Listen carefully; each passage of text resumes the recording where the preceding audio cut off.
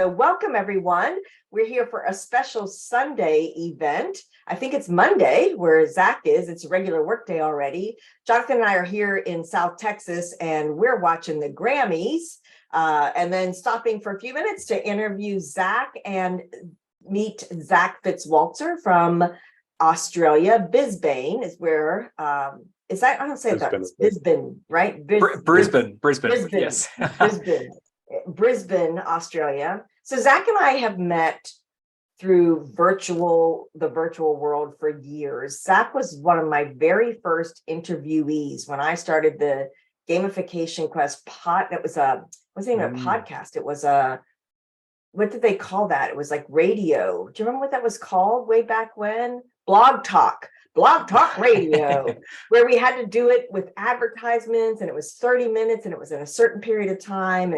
And Zach was one of my very first interviews back there. And we were both just kind of finding our way in gamification at the time. And since then, we've stayed connected through social media. We keep missing each other at live events, but Zach is based in Australia and doing quite some interesting work still with gamification and still focused on behavior change. So Zach, welcome. I'm so excited when I saw that you were going to be one of our interviewees for these micro sessions. So thank you so much for spending some time with us on a Monday afternoon for you. I appreciate you. No worries at all. Thank you so much, Monica and Jonathan, for inviting me along to speak with you. And thanks for organizing such a great conference. I know it's going to be a good one. You're welcome. I know it's really going to be really amazing. So talk with me. We'll cycle back to gamification in a minute, but talk with me about what you're doing. You're working at Griffith University and you're working as a lecturer.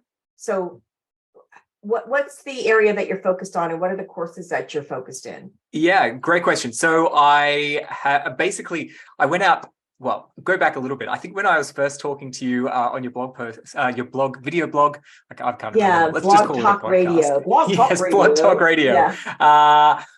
I was doing my PhD. And so obviously things have come a long way since then and gamification's come a long way since then. I went out in industry, did some work in industry, working with people to implement design gamification in a range of different contexts, but now have made my way back to university. And I'm a video game design lecturer at Griffith University in sunny Brisbane, Australia. But I still do a little bit of gamification research and consulting as well. So talk with me, what's so interesting about video game is, so I quietly belong to some Facebook groups that are video game designers, especially the artists, the graphic designers of video games. And I don't really participate because when I do, I kind of get my head chopped off a little bit about the horrors of the evils of gamification as compared to games and video games. And I understand the angst, I do. But so what is that like for you focused on game design and not taking game design and moving that into this non-game context? So what is that like for you experiencing this game design world? Yeah, it's really interesting. I think initially, there's, it's a quite contentious word, gamification. It can be. Just because when people were first experimenting with gamification, it was easy just to ignore what the root cause of the problem was that you were trying to tackle. Like, what was the motivation problem or what was the learning goal that you were trying to achieve? You're just like, oh, gamification, it's shiny and bright and new. Let's just use it without thinking about the initial motivation to begin with. And so as well as that, just taking or picking and choosing certain game elements and applying them and hoping they work, it caused a little bit of contention around game designers who had spent years studying games, making games, and understanding the intricate, because it is an art making video games. Right. Like, we'll just cannibalize your work and call it something else. Right. Yes. But I see it as an opportunity because there is just so much rich experience and theories around game design and a lot of interesting research as well that's happening in the game design field, which can be applied to gamification and game-based learning to make it more effective and drive better outcomes as well. So I think, really interesting opportunities there.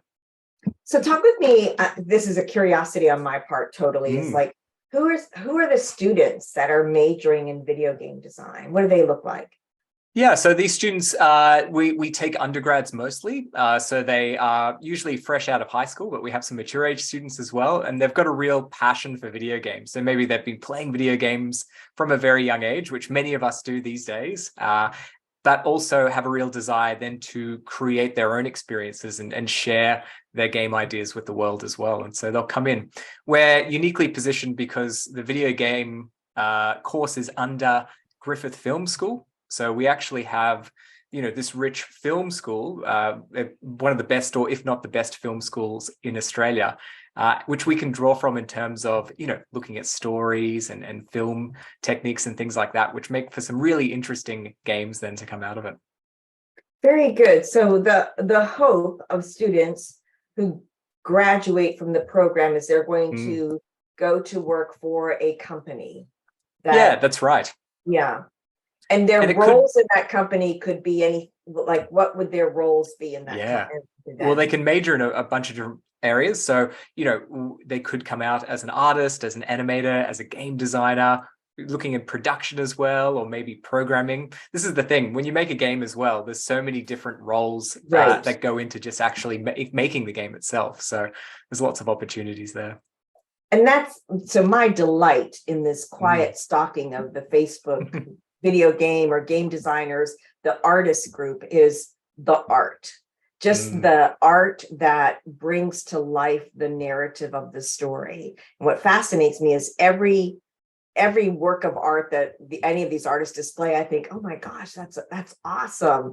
And everyone else in the group starts with, well, I don't know, the angle of that hand should maybe be a little bit more, and I don't know about the shadow on the nose. And I'm like, didn't see any of that, because what I saw was the story, right? Like, for me, the art that brings that narrative to life is just, I almost get weepy sometimes. I think things are so gorgeous with what artists can produce. So that's really great. I love that you're working in that area.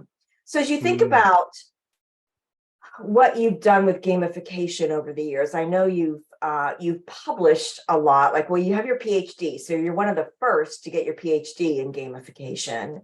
And yeah, that's right. You chose, I guess you kind of had self-designed your path then, right? Did you design the direction of your PhD? How did you do that? Yeah. Yeah. Basically, when I had the opportunity to go into a PhD, I was like, I want to do it with games somehow.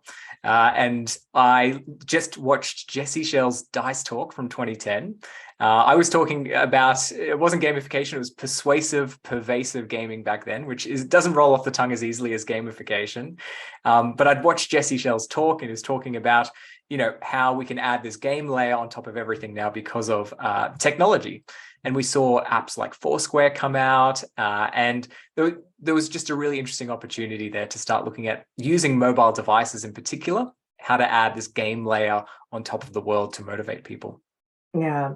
And I think it's like something like Foursquare isn't as predominant now, but those game layers I think are on top of everything that we do. Like every app that we interact with on our phone is somehow incorporating these game elements that are motivating us to come back to them, to use them for a variety of reasons, none of which are points or badges or a leaderboard, right? So when we think about the criticism of early gamification, and even still now, I was talking with Antonis from Germany yesterday, day before, and we were talking about how if you put it into like the AI on any system about gamification, it's still going to give you that this is what gamification is, and it's all focused on those easy measurable, which as we're thinking about design,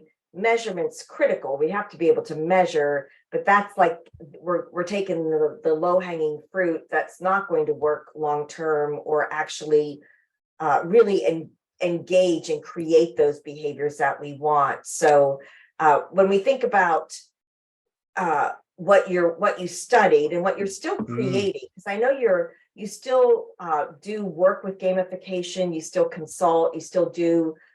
If you go out to Zach, just Google Zach Yeah. Fitz-Walter, and you're going to find his website right away. And he's got a free book that you can download on what is gamification. And then he's also got great blog articles and conversations about how to use it and where you can use it. And so when you think about, I had asked everyone to focus on like a framework of, if you had a conversation with a CLO, a chief learning officer, or a training manager, or it could be someone in higher education that's wanting to design their courses so that their syllabus has a gamified application that encourages students to complete the course. So many students, I know we've seen over the past 2 years just really high drop-off rates in higher education. Students just at every kind of university, it's not just a certain type, it's every type of university across the board.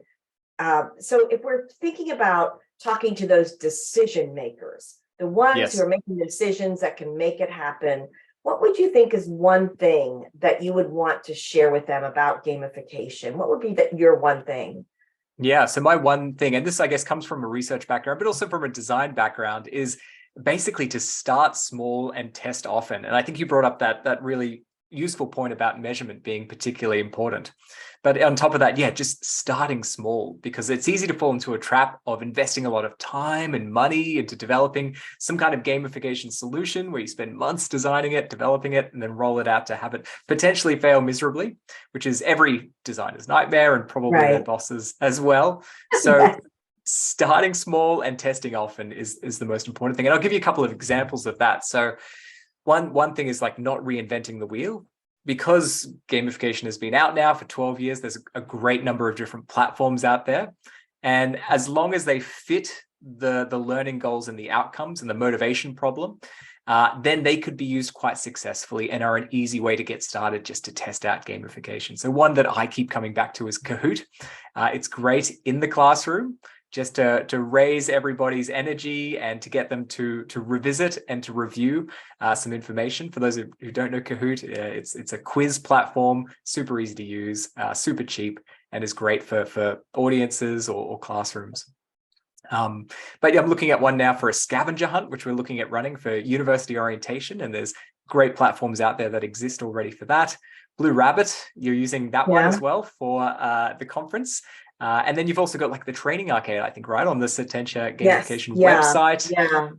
So this is the thing. There's all these great platforms and games available already. And they're a great way just to jump in and get started, test it out, and see how they work.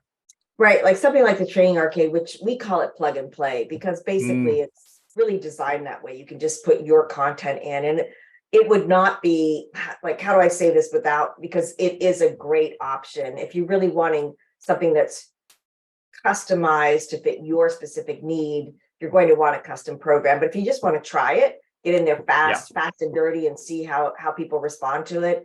And what we've seen also in some of our master craftsmen who have taken the training arcade and then used it within a larger gamified environment and have created some of the best programs for huge multinational companies with huge impact. So we're really excited about that.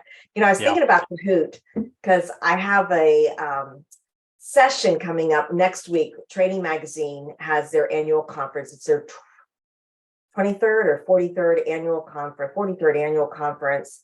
And I've got 30 minutes of expo hall stage time, which is like crazy loud.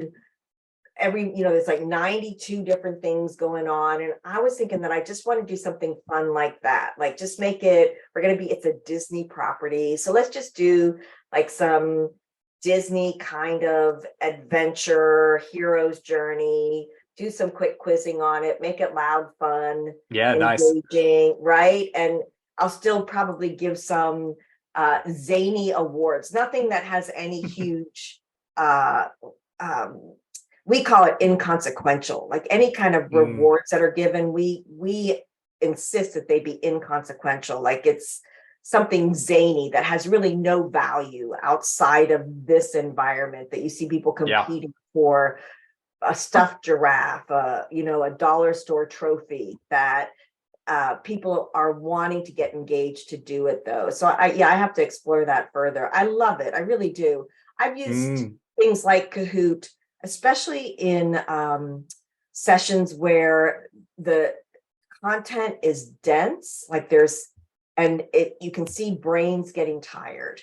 So what's a great way to liven it up, give everybody a break, give your brains a break, laugh. There's the fun music with it. Yeah, there's some great ways to use the students love the music. Yes, if you don't have the music, you're in trouble. And I know. sometimes I have If to you make don't sure have I'm the playing music, it. you might as well not. Yeah. Well, this goes That's back to really your good. artwork point as well. Like, the same with artwork, music, super important just to create that game feel, right? Because otherwise it's just, a quiz. Well, that's the thing, that when you think about games, sometimes we forget how much the music is an integral part of the entire design. And I know I have grands. I have an 8-year-old, a 6-year-old, and they will play their games. And Jonathan will just look at me and he'll say, "Does it have to be that loud?" And I'll say, because when you're not playing it and you're just hearing it from over there, and I'll say, "Well, it's kind of the fun of it." I'll just say, "God, turn that." But they don't want to turn it down. It's part of the fun of the play, is that. Yeah, that's really good. Yeah. So what are you hoping for, as far as you think about your career and design and play? What would be your perfect career future if you could envision that? Yeah, well, I'm enjoying educating people and teaching, about games and gamification. I think it's fantastic. In terms of kind of the future of the area, though, I have a technology background. I studied IT as well as design many years ago before I did the PhD, and I always get excited about technology. And I'm really excited over the next 10 years to see how technology continues to evolve. In terms of especially augmented reality, glasses, those kind of things. I know they're very clunky at the moment and it's a bit hard to envision. But yeah, as technology changes, we've seen with ChatGPT as well, it's this technology advancement. It's just, had a huge impact, or will have a huge impact as well. And so it's interesting looking at opportunities with the new technologies that come out as well, particularly for when it comes to games and gamification.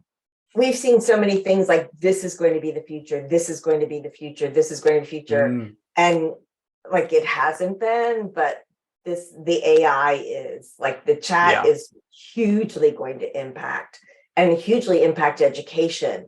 And I think in a favorable way. I think that there's huge positive ways that instructors can bring it in. And I know what you feel about education and teaching, because like I'm doing a keynote in a couple of weeks, like 35 minutes. And I should be really excited about it because, it's a nice fee for speaking for 35 minutes. Yeah. And I am, except that I would rather have 3.5 hours with them to really make an impact, right? Like 35 minutes is it's just kind of some fluff, right? It's just like, but 3.5 hours where you could really dig in and really start to unpack things that are maybe holding us, whatever the topic is, that it's that soul of a teacher, right? Like the teacher wants to really make sure that they got it and they can do something with it.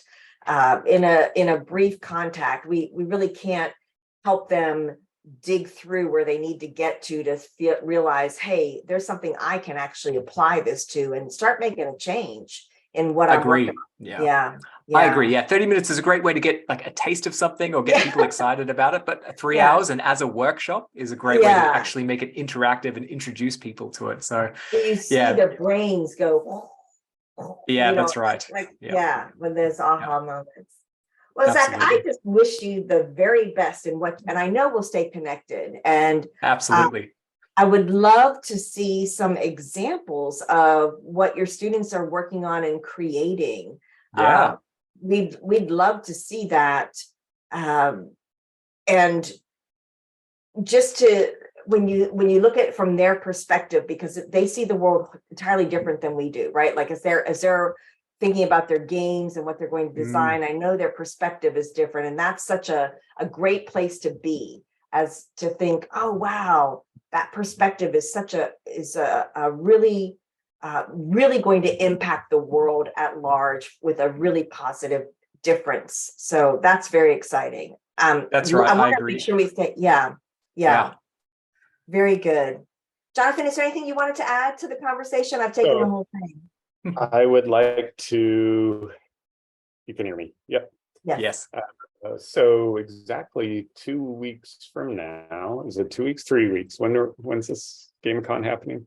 3 So weeks anyway, from today. Marigo is going to be bringing in AI and talking about it on our launch. So I'd love if Zach, if you could be there and to get some of your ideas and insights and conversation with Marigo. Yeah, so Absolutely. Marigo Raptopoulos is from Australia, and She is, she's our second speaker or the third, or what's her time spot? Third, yeah.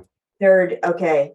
So yeah, Zach, I hope that you can come and hang out some. I know your schedule's full with teaching and your other work and life.